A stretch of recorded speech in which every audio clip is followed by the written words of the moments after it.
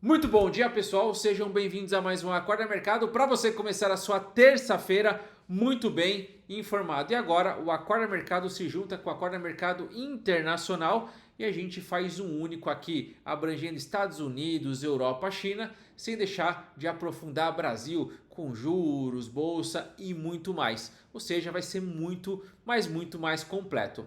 Ontem o Ibovespa ele subiu 0,33%, e chegou aos 155 mil pontos, se recuperando aí de 4 quedas consecutivas. Depois que bateu o topo ali dos 158 mil pontos, ele veio recuando. O dólar caiu 0,11%. A gente vê como o destaque a Magazine Luiza subiu 2,80, um destaque muito forte pela perspectiva de queda de juros no varejo. A gente vai falar também de relatório Focus, o que aconteceu. Os juros futuros tiveram uma queda bem forte, bem importante, a gente vai aprofundar também. Galípolo, ele andou falando ali sobre juros altos, qual que é a visão dele.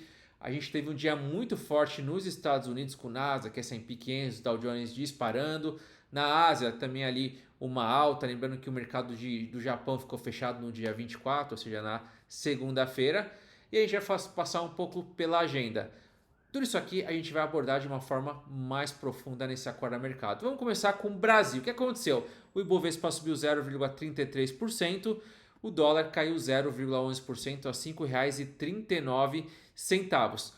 Maiores altas do dia: MRV, Açaí e Vamos. As maiores quedas foram da CSN, que caiu 6,26%, CVC, que voltou a ser uma das piores do dia, tinha caído 7%, voltou a cair 5%, e Arezzo também teve um dia ruim. Como eu disse, Magazine Luiza teve um destaque positivo, Localiza positivo, e Vale e Petrobras ficaram praticamente de lado, que ajudaram até a segurar esse índice Bovespa ali perto do zero, com o Vale caindo 0,11, Petrobras caindo 0,09.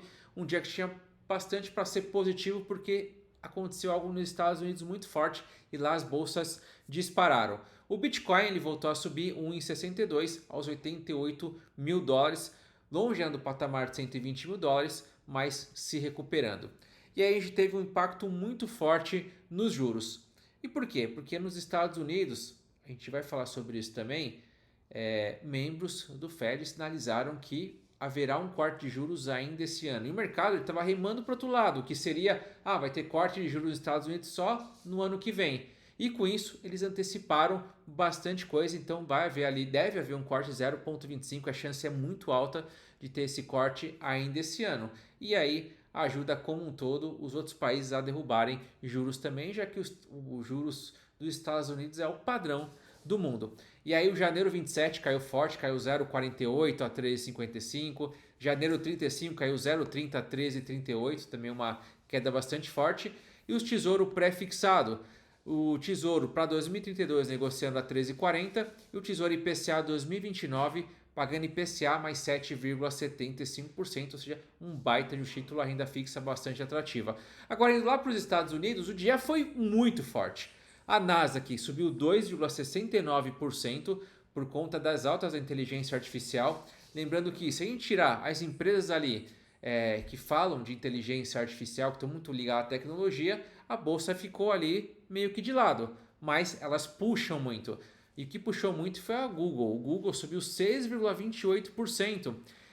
Porque o Gemini 3 está vindo com muita expectativa. Eu já trouxe aqui alguma vez para vocês que bolsa é expectativa. Então há uma expectativa de geração de lucro lá na frente por conta do que o Gemini 3 está fazendo, como que ele é diferente. O mercado abraçou essa ideia e apostou ali numa alta de Google a 6,28%. O S&P 500 subiu 1,55%, o Dow Jones teve uma alta mais moderada, subindo 0,44%.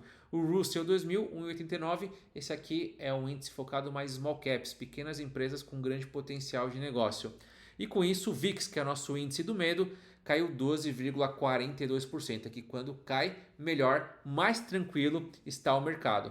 Além do Google, a gente teve aqui alta da Meta, do Facebook, Tesla subiu muito forte, Netflix subiu forte, Amazon, Nvidia, ou seja, foi o dia das empresas tech fazerem a festa. Quem não aproveitou tanto foi a Microsoft, que subiu só 0,40%.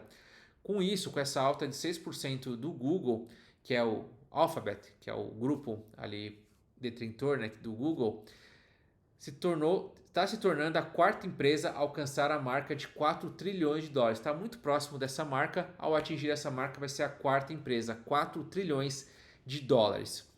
Setor bancário brasileiro. Banco do Brasil caindo 0,73, Bradesco de lado, BTG de lado, Santander de lado e Itaú caindo 0,38. Como eu falei, os bancos ali não pesaram tanto, tem ali uma participação relevante, então a gente está falando aqui mais ou menos uns 20% do Ibovespa vem aqui dos bancos, 10% de Vale, 10% de Petrobras, então a gente está falando de 40% de bancos, Vale e Petrobras, quase metade do índice Ibovespa vem disso. E como ficou praticamente todo mundo de lado, né, que a gente viu Vale de lado, Petrobras de lado, os bancos ali como um todo de lado, acabou não tendo tanto impacto para o índice ficar ali muito perto do zero. Lá nos Estados Unidos, tem a negociação do Nubank, que subiu 0,22%, o Inter subindo 0,69% e XP subindo 2,27%, mais positivo, aproveitando mais o cenário americano. Na Ásia, como eu falei, a bolsa japonesa ficou fechada, já a bolsa da Coreia foi o principal destaque, subindo 2,71%. Tivemos uma ligação de Trump e Xi Jinping, uma ligação telefônica que foi tido como muito boa. Alguns acordos entre essas duas grandes potências mundiais. Discutiram sobre a guerra na Ucrânia, sobre acordo para agricultores e algumas coisas a mais. Falando aqui de commodities como um todo, o petróleo subiu 1,28%, o ouro subiu 0,12%. E aí, como a gente considera o Bitcoin como ouro digital, a gente coloca aqui também nessa seção, como a gente já falou, teve uma alta de 1,62%. Depois eu vou falar um pouco mais sobre os bancos americanos também. A gente teve como grande destaque o Morgan Stanley. Na Europa, um desempenho ali quase que misto, porque o IBEX 35 da Espanha subiu 0,92%, o DAX da Alemanha subiu 0,4%, o Eurostock subiu 0,20% e o FTSE 100 do Reino Unido caindo 0,05%, uma leve queda. Agora sim, falando dos bancos americanos. Grande destaque, Morgan Stanley subindo 2,94%, Goldman Sachs subindo 2,15%, o Wells Fargo 1,86%, o JP Morgan foi o que ficou ali mais de lado ontem. O que temos de hoje para o nosso calendário? Às 8 horas teremos o INCC, divulgado pela FGV, e sondagem da construção. Além de importante, a gente vai ter o PIB do terceiro trimestre da Alemanha e o índice de confiança do consumidor de novembro dos Estados Unidos. Vai dar o que falar hoje. Lembrando que o Galípolo estará no Senado hoje para responder ali algumas perguntas. E falando em Galípolo, a gente vai trazer o que ele disse aqui para mexer com os juros como um todo. Lembrando que essa semana lá nos Estados Unidos é feriado, na quinta-feira, e na sexta um pregão mais reduzido. Vamos lá, falando aqui mais de notícias. A gente vai entrar um pouco mais nessas notícias aqui. A primeira, como eu falei, o Ibovespa interrompeu a sequência de quedas. Depois de 4 sessões consecutivas de queda, ela voltou a subir um pouco. O que está travando ali esse crescimento é preocupação com o dado fiscal e preocupação com a inflação como um todo. Tanto é que amanhã vai ter o IPCA 15 e aí pode ser que tenha alguma surpresa positiva. Lembrando que o que está segurando muito a parte de inflação, porque o IPCA deve e pode cair para baixo de 4,5%. O teto da meta é 4,5%. Só que a inflação de serviços não está recuando, está em torno de 6% ali, e é o que preocupa muito o Banco Central para poder reduzir essa taxa. Então, está olhando IPCA ali, parte de serviços 6%, está segurando. O dólar é um outro fator importante, ele voltou a recuar um pouco, bateu 5,39, mas a tendência é que ela volte a subir. Tem bancos lá fora falando que o dólar logo, em 2026, suba de novo para R$6. Vamos acompanhar, porque com os Estados Unidos derrubando juros, ajuda a manter um pouco nesse patamar. Uma vez que o Banco Central reduza juros, o que acontece? O gringo vai tirando o dinheiro daqui, porque ele olha os juros a 15% no Brasil e fala, opa, quero investir no Brasil. Juros caindo, ele fala, opa, preciso sair do Brasil. Só que os Estados Unidos está derrubando os juros também, então quando ele reduz juros nos Estados Unidos, investidores vão buscar retorno em outros lugares. Nos emergentes, como o Brasil, acaba sendo uma das boas opções. Como eu disse, Trump e Xi Jinping tiveram uma ligação muito boa, discutiram alguns assuntos importantes, isso ajudou a subir a bolsa asiática, além da bolsa americana, então acabou sendo muito bom. E aqui um ponto de atenção para quem só fala de investimento brasileiro. Isso aqui as IAs fizeram a festa, já fizeram muito dinheiro.